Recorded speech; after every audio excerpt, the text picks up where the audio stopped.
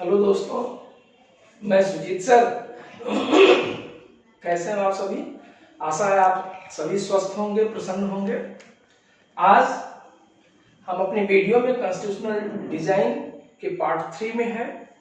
आज हम इस वीडियो में देखेंगे जो भारतीय संविधान का निर्माण हुआ, तो भारतीय संविधान के निर्माण में उसके दर्शन क्या है, उसके विचार क्या है, भारतीय संविधान में क्या गाइडिंग वैल्यूज थे जो हमारे संविधान में दृष्टिगत होते हैं, जिसमें न केवल स्वतंत्रता सेनानियों के दर्शन बल्कि उनके विचार भी प्रस्फुटित होते हैं।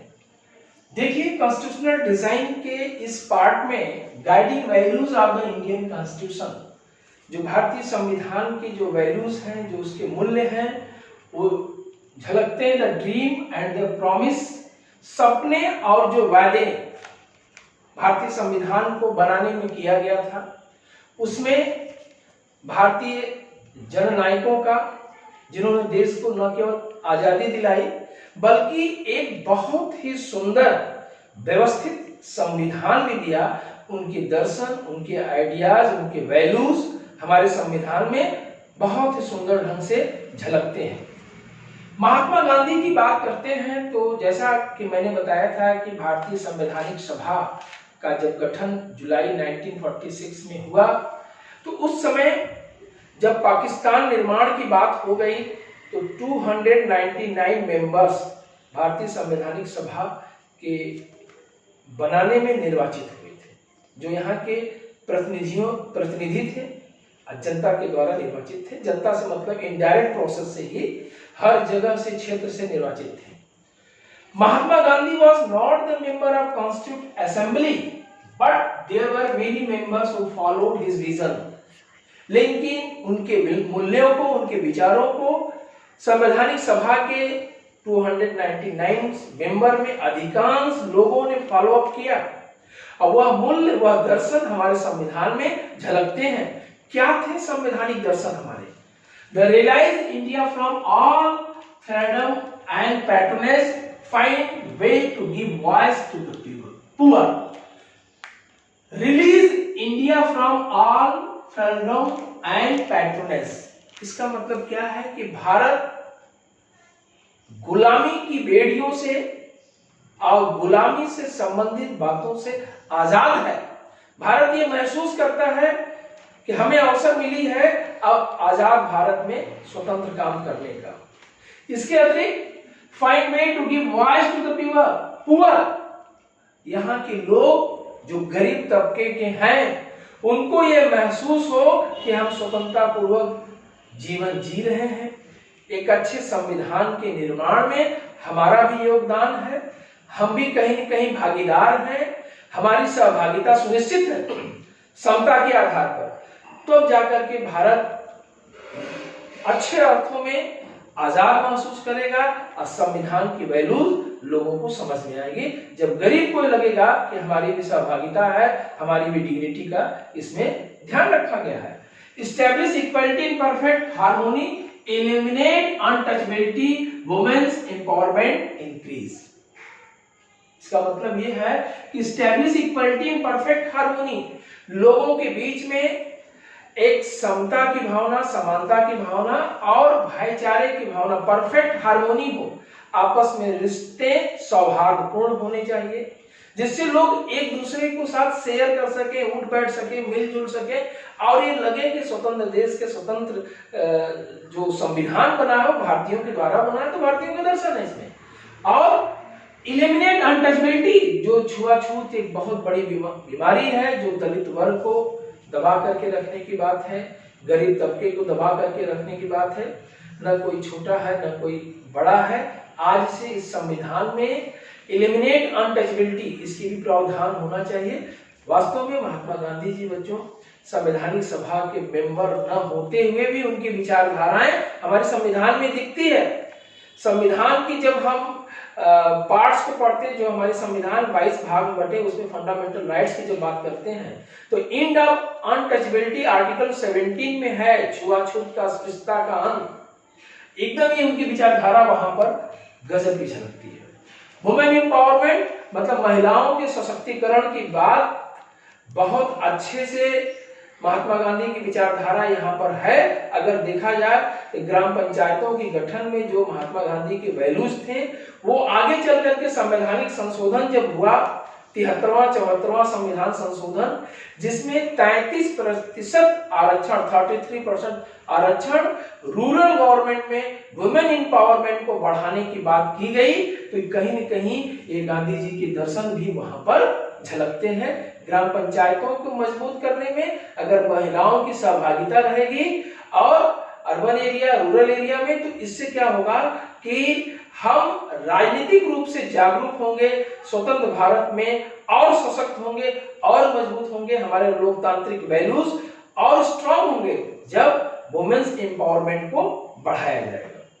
अब बात करते हैं बच्चों यहाँ पर एक तो गांधी जी के आइडियाज, दूसरे बहुत बड़े जो भारत में एक विचारक हैं, एक चिंतक हैं, भारत के स्वतंत्र भारत के पहले प्रधानमंत्री हमारे Pandit Jawaharlal Nehru, J Nehru, famous speech the trust with destiny में उन्होंने इस बात का जिक्र किया है।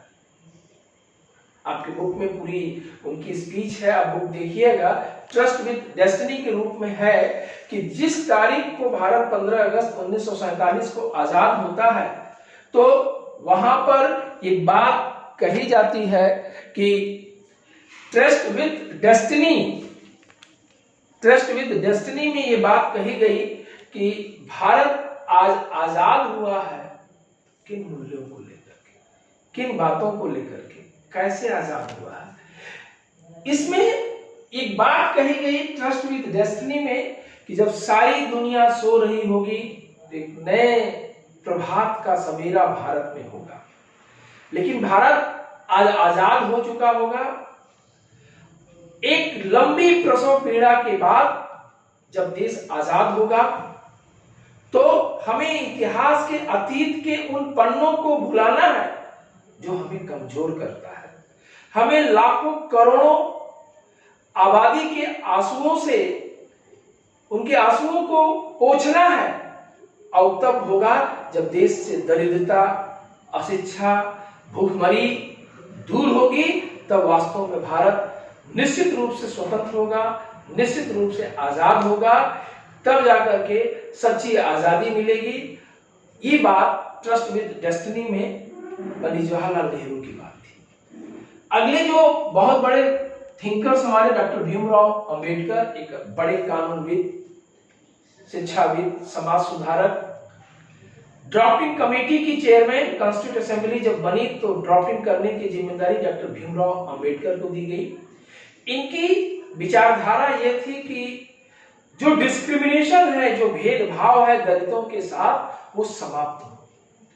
इनकी आइडियोलॉजी महात्मा गांधी से कहीं कहीं नहीं मिल रही है, तो महात्मा गांधी के कटु आलोचक भी हैं हमारे अंबेडकर साहब, लेकिन मार्ग वही है, एक स्वतंत्र भारत के लिए एक अच्छे संविधान का निर्माण करना, जिसमें गरीब तबके के, दरिद्र तबके के, जिनको डिस्क्रिमिनेट किया गया है, उनको समानता देना, भाईचारे की भावना के साथ उनको बांधना, आर्थिक सामाजिक न्याय देना, राजनीतिक वोट प्रदान करना, जिससे उनको ये लगे कि हमारी भी डिग्निटी का सम्मान किया गया। अब इसके बाद आते हैं guiding values of the Indian constitution में। फिलॉसफी ऑफ द कॉन्स्टिट्यूशन, भारतीय संविधान का दर्शन क्या है।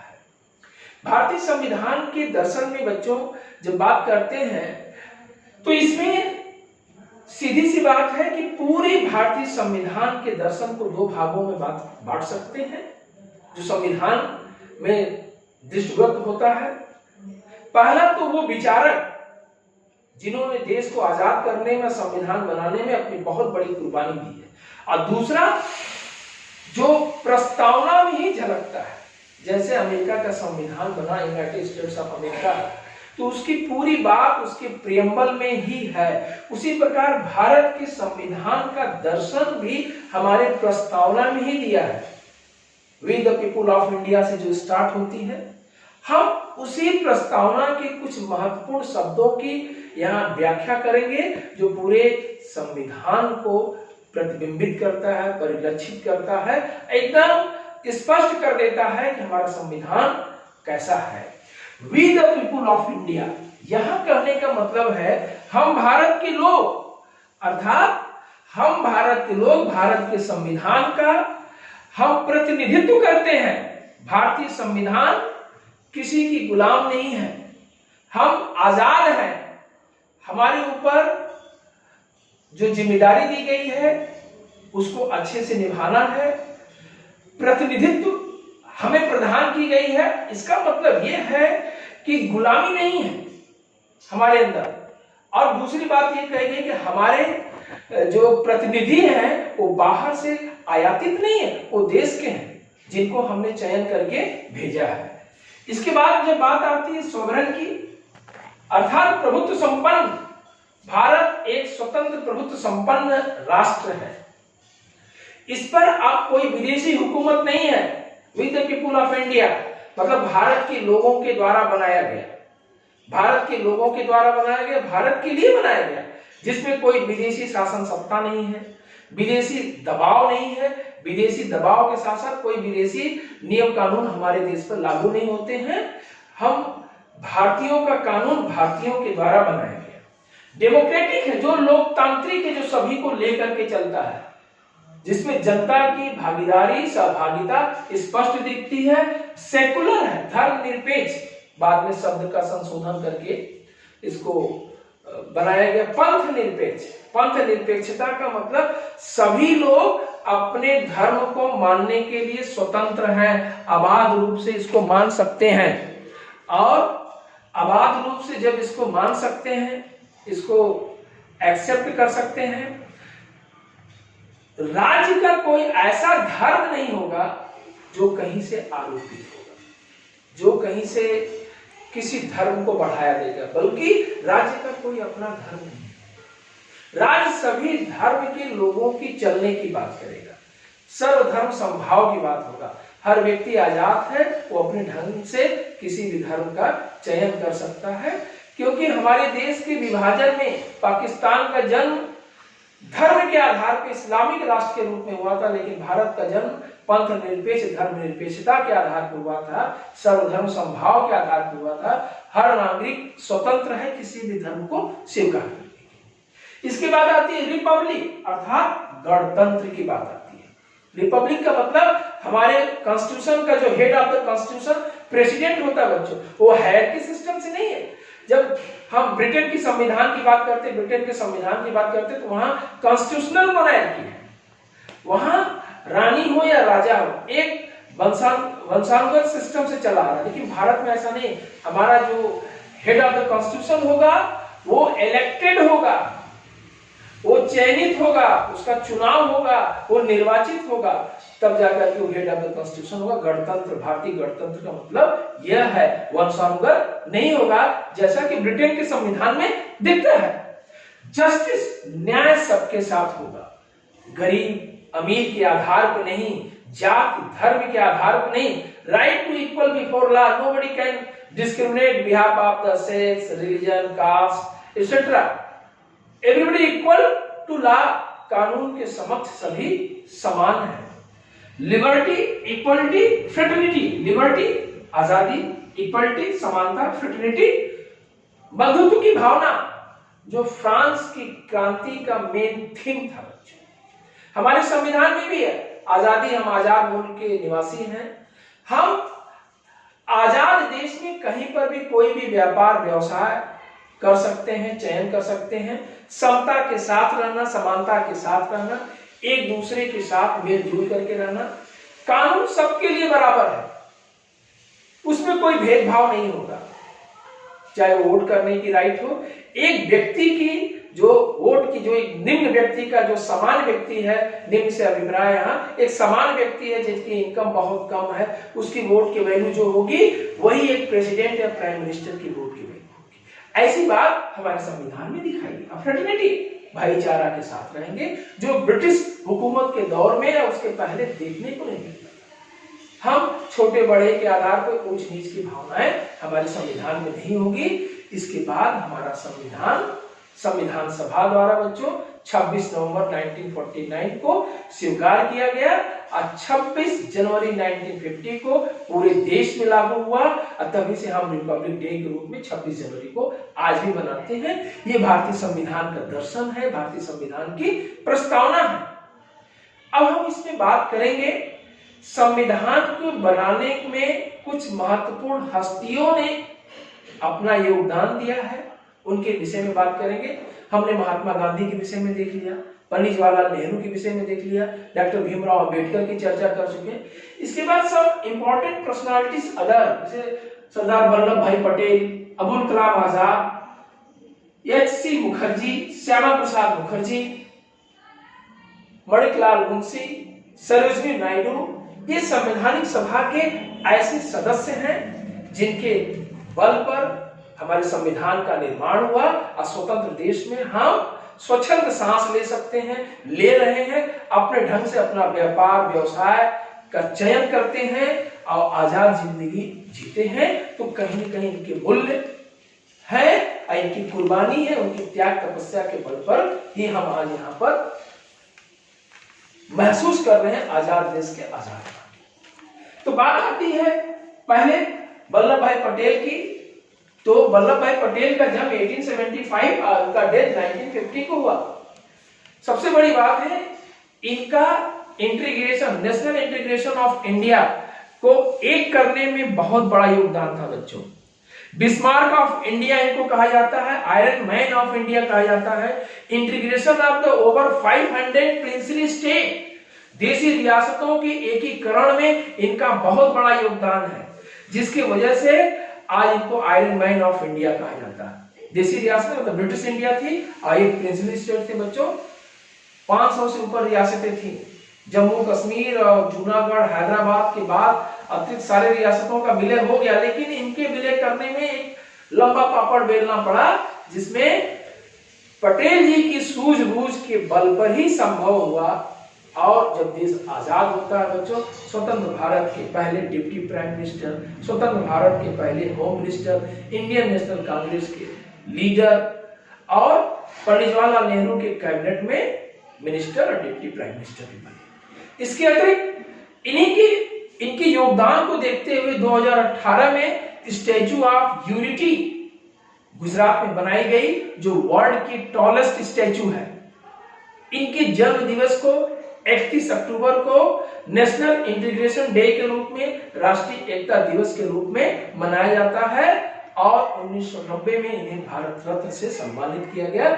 ऐसे महान पुरुष को हम सैल्यूट करते हैं। दूसरे हैं अबुल कलाम आजाद। 1888 में जन्म है बच्चों मक्का में। 1958 में इनका डेथ हुआ है। स्वतंत्र भारत के पहले शिक्षा मंत्री, अर्थात हमारे पंडित जवाहरलाल नेहरू की कैबिनेट में एक महत्वपूर्ण पद पर थे। देश के आजादी में इंडियन नेशनल कांग्रेस के एक महत्वपूर्ण पिलर्स थे ये। इनके भी योगदान को कम हम नहीं आंक सकते हैं, जिसके वजह से इनके डेट ऑफ बर्थ 11 नवंबर को नेशनल एजुकेशन डे के रूप में पूरे देश में मनाया जाता है और आगे चल करके इन्हें भी भारत रत्न से सम्मानित किया गया। इंडिया विंस फ्रीडम इनकी बहुत चर्चित किताब है, जो इंडिया पाकिस्तान के बंटवारे पर बहुत अच्छी एक स्रोत है, जिसको पढ़ करके हम ज्ञान ले सकते हैं कि उन किन पेचीदगियों में, किन दर्द के, किन वातावरण में तो ऐसी कौन सी परिस्थितियां थी जिसके वजह से भारत पाकिस्तान का जन्म हुआ। इंडिया विंस फ्रीडम इसकी बहुत बड़ी हस्ताक्षर है या एक बहुत बड़ा स्रोत है। इसके अतिरिक्त एच.सी. मुखर्जी की बात करते हैं। 1887 इनका जन्म, 1956 में डेथ हुआ बच्चों। बंगाल में कई महत्वपूर्ण पद पर थे, इंडियन नेशनल कांग्रेस से एक महत्वपूर्ण लीडर और कॉन्स्टिट्यूंट असेंबली के डिप्टी चेयरमैन थे, उपाध्यक्ष संवैधानिक सभा के। इसलिए संविधान को बनाने में इनके योगदान को भी कम आंका नहीं जा सकता है। हम बात करते हैं श्यामा प्रसाद मुखर्जी का, जिनका जन्म 1901 में, डेथ 1953 में हुआ बच्चों। एक तरह से कहा जाता है श्यामा प्रसाद मुखर्जी जी न केवल पंडित जवाहरलाल नेहरू की कैबिनेट में थे, बल्कि उनके कैबिनेट में उन्होंने बहुत कुछ आजादी में अपना योगदान दिया। आगे चल करके जब नेहरू लियाकत अली पैक्ट दिल्ली में होता है, जिसके तहत लियाकत अली अर्थात वह व्यक्ति जब अंतरिम सरकार थी संवैधानिक सभा के गठन के बाद, उसमें लियाकत अली भारत का अंतरिम सरकार में वित्त मंत्री होता था। अब बंटवारे के बाद वो पाकिस्तान का प्रधानमंत्री पहला बनता है, उससे वो नाराज होते हैं। कई बातें थी नेहरू लियाकत अली पैक्ट की। बाद में इन्होंने भारतीय जनसंघ की स्थापना किया। एक तरह से कह सकते हैं आज की भारतीय जनता पार्टी की प्रेडिसर्स है भारतीय जनसंघ। और 2018 में जाकर के कोलकाता पोर्ट का नाम माननीय प्रधानमंत्री जी ने, नरेंद्र मोदी जी ने, डॉक्टर श्यामा प्रसाद मुखर्जी पोर्ट के नाम से करके उन्हें एक सच्ची श्रद्धांजलि अर्पित हुआ है। ये हमारे कुछ महत्वपूर्ण पर्सनालिटी बच्चों जो आपकी बुक में बॉक्स में छोटे छोटे दिए गए हैं, इन्हें भी पढ़ना आवश्यक था, क्योंकि संवैधानिक सभा के निर्माण में इनके महत्व को हम कहीं से भी कम नहीं कर सकते। आज यह चैप्टर कॉन्स्टिट्यूशनल डिजाइन पूरी हुआ। इससे संबंधित आपके कोई प्रश्न है तो बच्चों जरूर कमेंट बॉक्स में डालिएगा। आशा है कि आपको वीडियो बहुत अच्छा लगा होगा। Thank you for watching video. Once again thank you.